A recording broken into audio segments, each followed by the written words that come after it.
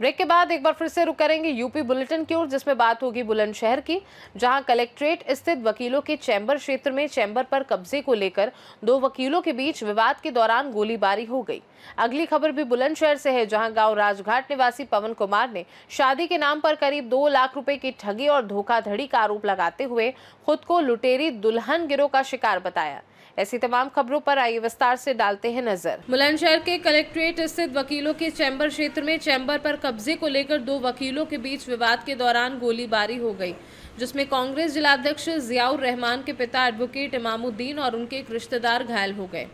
Advocate Imamuddin ने आरोप लगाया कि सुबह नमाज पढ़कर लौटने के दौरान उन्होंने देखा कि एक अन्य वकील अपने साथियों के साथ उनके चैम्बर का ताला तोड़ रहा था। विरोध करने पर विवाद बढ़ गया और सूचना मिलने पर कांग्रेस जिलाध्यक्ष अपने रिश्तेदार के साथ मौके पर पहुंचे, जहां दूसरे पक्ष के वकील द्वारा गोली चलाने का आरोप लगाया गया। घटना की सूचना मिलते ही पुलिस मौके पर पहुंची और दोनों घायलों को जिला अस्पताल में भर्ती कराया गया। फिलहाल पुलिस पूरे मामले की जाँच में जुटी है। जिला कचहरी के अधिवक्ताओं के बार गैलरी में चैम्बर संख्या 272 के पोजीशंस को लेकर के अर्ली मॉर्निंग कहासुनी हुई। इनके दो गुटों के कहासुनी में एक पक्ष ने फायरिंग कर दी, जिसमें इमामुद्दीन के जंघे में और रऊफ के पैर में नीचे गोली लगी। दोनों लोगों को तत्काल अस्पताल इलाज के लिए भेजा गया, जहां से इनको बेहतर उपचार के लिए नोएडा भेजा गया है। इनकी स्थिति डॉक्टरों ने स्थिर बताई है। वैसे मालूम चला है कि पहले से एक व्यक्ति का वहाँ पर ताला था, जिसको बार की तरफ से अलॉट किया गया था। दूसरे पक्ष के लोगों ने वहाँ बैठ आकर के ताला तोड़ने का प्रयास किया, जिसके कहासुनी के क्रम में ये घटना घटित हुई है। अभियोग पंजीकृत करके तत्काल गिरफ्तारी के प्रयास किए जा रहे हैं। कई टीमों का गठन किया गया है। फील्ड यूनिट मौके पर साक्ष्य संकलन कार्रवाई कर रही है। नाम क्या आपका?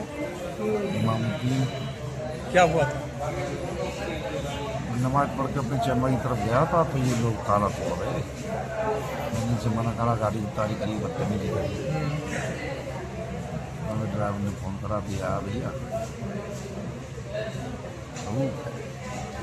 कब देखते ही उन्होंने गोली मारी। मेरी पवन ने मारी, इसके मारी से। कहाँ के रहने वाले हैं? हम हमारा गांव तो नारो छटारी पड़ा है। यहाँ कहाँ रहते हैं? यहाँ हम रात को देखते थे बिहार में मकान है। नाम रऊफ नाम है मेरा। क्या हुआ था? पता नहीं, पापा नमाज पढ़ के वही कचहरी की तरफ चले गए होंगे अपना। किसी ने बताया नहीं कि चैम्बर का ताला वाला कोई तोड़ रहा होगा। रात में और अध्यक्ष जी कहीं बाहर से आए हुए थे, यहीं रुके हुए थे। इनकी कॉल गई, वो लोग पिनी पिलाने होंगे, वहाँ गए, इन्हें बीच बिछाओ, गोली चली वहाँ 5-6 राउंड मेरे लगे और इनके लगे। विवाद क्या? कोई विवाद था? नहीं, कोई चैम्बर वेम्बर को लेकर कोई अपना हमारे चैम्बर का ताला वाला तोड़ रहा था इनके एडवोकेट साहब के। कहाँ के रहने वाले हैं? मैं तो शहरा का रहने वाला हूँ। बहनोई साहब नारों के रहने वाले हैं। ये फादर है। कब की घटना? सुबह 7 बजे का। क्या लोग थे? वो तो पता नहीं, 10-12 लोग थे कचहरी में। हाँ, क्या नाम है आपका? इमामुद्दीन एडवोकेट। क्या घटना हुई है आज? जी, क्या घटना हुई है आज कलेक्ट्रेट में? आज नमाज पढ़कर अपने चैम्बर की तरफ गया घूमने, तो वहाँ सलेख चंद, पवन निम, नीरज, धर्मेंद्र, सलेख चंद का बेटा, ये और 8-10 लोग वहाँ मौजूद है। तो ताला तोड़ रहे। मैंने कहा भैया ताला क्यों तोड़ रहे हो? इसी बात में कैंसुरन हुई, तो उसे जो ड्राइवर ने हमारे फ़ोन कर दिया, भाई मेरा बेटा रहता है पीछे ही बिहार में। वहाँ से रिश्तेदार आए हमारे रऊफ भाई, तो इन्हें देखते ही उन लोगों ने गोली मारी। पवन निम की मेरी लगी है और सलेख चंद की रऊफ भाई। 2 लोगों को गोली लगी है? 2 लगी है। 8-10 फायर करे। वैसे उन्होंने वहाँ मौके पे ब्लड वगैरह और वो मिल जाएंगे। 8-10 फायर करे, दोनों 10-12 है मेरा। अच्छा, विवाद का कारण क्या रहा? मैंने एक चैम्बर लिया, सलीम अख्तर एडवोकेट थे। 23 सितंबर में शायद उनकी डेथ हो गई। उनकी वाइफ मुझे चैम्बर लिख गई, वो कब्जा दिला गई थी, तो वो सब ताला तोड़कर कब्जा लेना चाहते थे। बुलंदशहर से सी न्यूज़ संवाददाता उमेश गुप्ता की रिपोर्ट। बुलंदशहर के नरौरा थाना क्षेत्र स्थित गांव राजघाट निवासी पवन कुमार ने शादी के नाम पर करीब 2 लाख रुपए की ठगी और धोखाधड़ी का आरोप लगाते हुए खुद को लुटेरी दुल्हन गिरोह का शिकार बताया है। पीड़ित के अनुसार 3 मई को काजल नाम की युवती से हिंदू रीति रिवाज से विवाह कराया गया था, जिसमें बिचौलियों ने लड़की पक्ष को गरीब बताकर शादी और घरेलू सामान के नाम पर नकद रुपए ले लिए, लेकिन ना तो कोई सामान दिया गया और ना ही युवती ने वैवाहिक जीवन निभाने में रुचि दिखाई। आरोप है कि युवती का व्यवहार शुरू से संदिग्ध था और विरोध करने पर झूठे मुकदमों में फंसाने की धमकी दी जाती रही।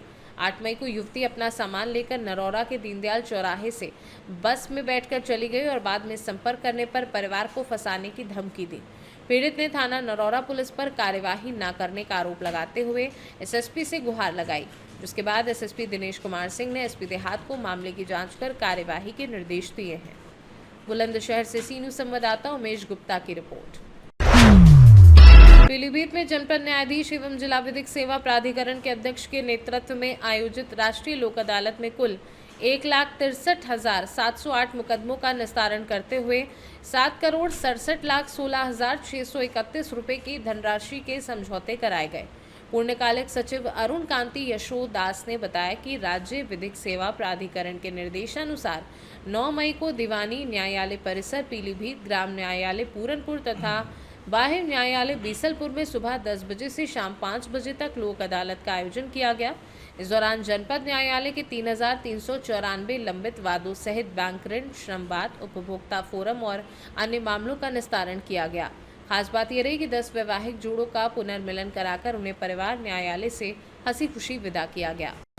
लोक अदालत में क्योंकि कस्टमर की हालत बहुत ख़राब थी, वो मृतक भी हो चुका था और उसकी पत्नी आई थी, इनकी आर्थिक स्थिति बिल्कुल भी सही नहीं है। तो इस चीज़ को ध्यान में रखते हुए हमने ये समझौता किया ताकि वो जो फैमिली है उस पर अब वो फाइनेंशियल बर्डन भविष्य में ना रहे और कम से कम में इसको मतलब समझौता करा जाए, जो हमने पूरा कर दिया। Thank you. हमारा लोन 5 लाख से ऊपर मिलेगा, जो कि 1,70,000 में हमारा भारतीय स्टेट बैंक निपटा रही है। तो उनका बहुत बहुत धन्यवाद। 90,000 का लोन 40,000 रुपये में निपटा दिया है SBI बैंक से। पीलीभीत से सीनू संवाददाता हैदर खान की रिपोर्ट। पीलीभीत के तहसील कलीनगर क्षेत्र की ग्राम पंचायत बूंदी बूढ़ में विधायक बाबूराम पासवान, जिलाधिकारी ज्ञानेंद्र सिंह और पुलिस अधीक्षक सुकीर्ति माधव की मौजूदगी में विशाल जन चौपाल का आयोजन किया गया, जहां अधिकारियों ने ग्रामीणों की समस्याएं सुनकर उनके समाधान का भरोसा दिलाया। चौपाल में ग्रामीणों ने इंटर कॉलेज की स्थापना, विद्यालयों में शिक्षकों की संख्या बढ़ाने, आवास, पेंशन जैसी समस्याएं उठाई। जिलाधिकारी ने संबंधित विभागों के अधिकारियों को गांव पहुंचकर समस्याओं का गुणवत्तापूर्ण एवं समयबद्ध निस्तारण सुनिश्चित करने के निर्देश दिए। विधायक बाबूराम पासवान ने केंद्र और प्रदेश सरकार की जन कल्याणकारी योजनाओं की जानकारी देते हुए पात्र लोगों से लाभ उठाने को कहा, जबकि पुलिस अधीक्षक ने ग्रामीणों से शांति व्यवस्था बनाए रखने की अपील करते हुए समस्याओं के समाधान का आश्वासन दिया। इस दौरान मुख्य चिकित्सा अधिकारी, उप जिलाधिकारी कलीनगर, नायब तहसीलदार सहित बड़ी संख्या में ग्रामीण मौजूद रहे। पीलीभीत से सीनू संवाददाता हैदर खान की रिपोर्ट।